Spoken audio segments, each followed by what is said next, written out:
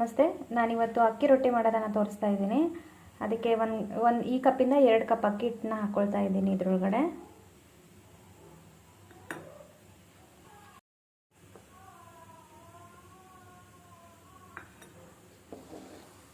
ಇದಕ್ಕೆ 3 ಒಣಮೆಣಸಿನ್ಕಾಯಿ ತಗೊಂಡಿದ್ದೀನಿ, ಸ್ವಲ್ಪ ಕ್ಯಾರೆಟ್ ತುರಿದಿಟ್ಕೊಂಡಿದ್ದೀನಿ, ಸ್ವಲ್ಪ ಚಿಕ್ಕದಾಗಿ ಈರುಳ್ಳಿ ಕಟ್ ಮಾಡಿ ಇಟ್ಕೊಂಡಿದ್ದೀನಿ, ಇದು ಕರಿಬೇವು ಕಟ್ ಮಾಡಿ ಇಟ್ಕೊಂಡಿದ್ದೀನಿ, ಇಲ್ಲಿ ಕೊತ್ತಂಬರಿನ ಕಟ್ ಮಾಡಿ ಇಟ್ಕೊಂಡಿದ್ದೀನಿ. ಈ ಕಡೆ ಸ್ವಲ್ಪ ಶೇಂಗಾ ಕಡಲೆ ಬೀಜನ ರೋಸ್ಟ್ ಮಾಡ್ಕೊಳ್ತಾ ಇದ್ದೀನಿ. ಇದ್ರ ಜೊತೆಗೆ ಇದು ರೋಸ್ಟ್ ಆದಮೇಲೆ ಸ್ವಲ್ಪ ಇದ್ರ ಜೊತೆಗೇ ಮೆಣಸಿನ್ಕಾಯಿ, ಆಮೇಲೆ ಸ್ವಲ್ಪ ಮೆಣಸಿನ್ಕಾಯಿ ಅಷ್ಟೇ, ಇದನ್ನು ರೋಸ್ಟ್ ಮಾಡ್ಕೊಂಬಿಡ್ಬೇಕು. ಇಲ್ಲಿ ಮಿಕ್ಸಿ ಜಾರ್ಗೆ ರುಬ್ಕೊಳಕ್ಕಂತ ಇದು ಶೇಂಗಾ ಹುರಿದಿರೋದನ್ನು ಹಾಕಿಟ್ಕೊಳ್ತಾ ಇದ್ದೀನಿ. ಸ್ವಲ್ಪ ಇದಕ್ಕೆ ಜೀರಿಗೆ ಹಾಕ್ತಾಯಿದ್ದೀನಿ. ಇವಾಗ ಒಣ ಮೆಣಸಿನ್ಕಾಯಿ ಆವಾಗಲೇ ಸ್ವಲ್ಪ ಬೇಯಿಸ್ಕೊಂಡಲ್ಲ, ಅದನ್ನೇ ಹಾಕ್ಕೊಳ್ತಾ ಇದ್ದೀನಿ. ಇವಾಗ ಇದನ್ನು ಸ್ವಲ್ಪ ನೀರು ಹಾಗೆ ರುಬ್ಕೋಬೇಕು, ನೀರು ಹಾಕೋಬಾರ್ದು. ನೋಡಿ, ಇವಾಗ ಮಿಕ್ಸಿಗೆ ಹಾಕಿ ಇಟ್ಕೊಂಡಿದ್ದೀನಿ. ಜಾಸ್ತಿ ನುಣ್ಣಗೆ ರುಬ್ಕೊಳ್ಳೋದು ಬೇಡ, ಸ್ವಲ್ಪ ಅದು ಬಾಯಿಗೆ ಸಿಗ್ತಾ ಇರಬೇಕು ಶೇಂಗಾ ಬೀಜ, ಅಂದರೆ ಟೇಸ್ಟ್ ಚೆನ್ನಾಗಿರುತ್ತೆ. ಇವಾಗ ಕಟ್ ಮಾಡಿ ತುರಿದಿಟ್ಕೊಂಡಿರೋ ಕ್ಯಾರೆಟ್ನ ಹಾಕ್ಕೊಳ್ತಾ ಇದ್ದೀನಿ, ಈರುಳ್ಳಿನ ಹಾಕ್ತಾಯಿದ್ದೀನಿ ಕಟ್ ಮಾಡಿ ಇಟ್ಟಿರೋದು, ಕೊತ್ತಂಬರಿ ಆಮೇಲೆ ಕರಿಬೇವು ಕಟ್ ಮಾಡಿ ಇಟ್ಕೊಂಡಿರೋದನ್ನು ಹಾಕ್ತಾಯಿದ್ದೀನಿ.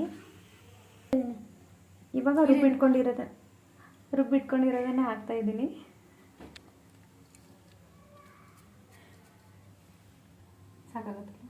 ಸ್ವಲ್ಪ ಉಪ್ಪು ಹಾಕ್ತಾಯಿದ್ದೀವಿ.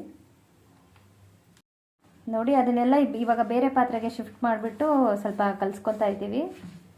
ಅದು ಚಿಕ್ಕದ ಪಾತ್ರೆ ಇತ್ತು, ಅದಕ್ಕೆ ಬೇರೆದಕ್ಕೆ ಶಿಫ್ಟ್ ಮಾಡ್ಕೊಂಡಿದ್ದೀವಿ. ಇವಾಗ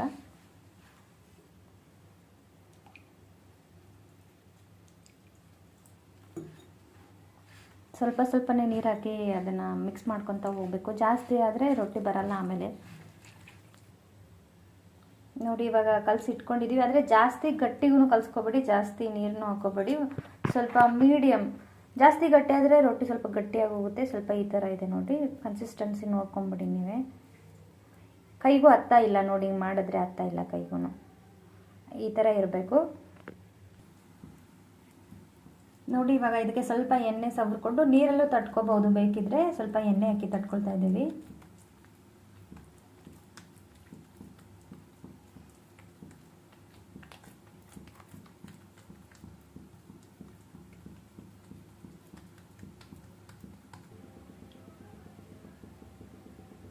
ಇವಾಗ ತಟ್ಟಿದ್ದೀವಿ, ಈಗ ಹಾಕ್ತಾ ಇದ್ದೀವಿ ತವೆಗೆ. ಇಲ್ಲಿ ತವೆ ಬಿಸಿ ಆಗಿದೆ, ಇದಕ್ಕೆ ಸ್ವಲ್ಪ ಎಣ್ಣೆ ಹಾಕಿ ಇಟ್ಕೊಂಡಿದ್ದೀವಿ.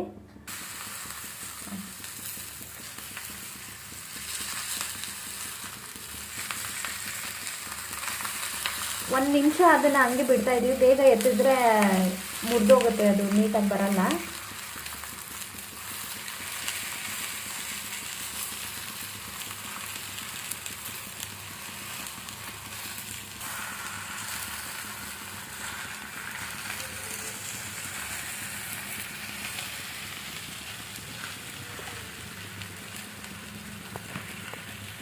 ಒಂದು ಸ್ವಲ್ಪ ಎಣ್ಣೆ ಸವರ್ಸ್ಕೊತಾ ಇದ್ದೀವಿ ಮೇಲ್ಗಡೆ.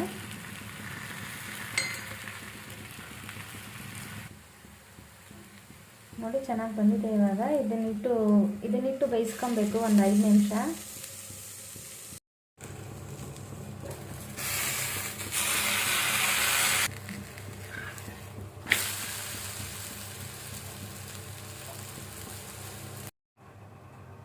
ನೋಡಿ, ಇದ್ರ ಮೇಲೆ ಸ್ವಲ್ಪ ತುಪ್ಪ ಸವರ್ಕೊತಾ ಇದ್ದೀನಿ. ಇದಕ್ಕೆ ಚಟ್ನಿ ಎಲ್ಲ ಏನೂ ಬೇಕಾಗಿಲ್ಲ, ಇದ್ರ ಜೊತೆ ಇದರಲ್ಲೇ ಎಲ್ಲ ಮೆಣಸಿನ್ಕಾಯಿ ಉಪ್ಪು ಎಲ್ಲ ಹಾಕಿದೆಲ್ಲ ತುಂಬ ಚೆನ್ನಾಗಿರುತ್ತೆ. ಮಕ್ಕಳೆಲ್ಲ ತುಂಬ ಇಷ್ಟಪಡ್ತಾರೆ.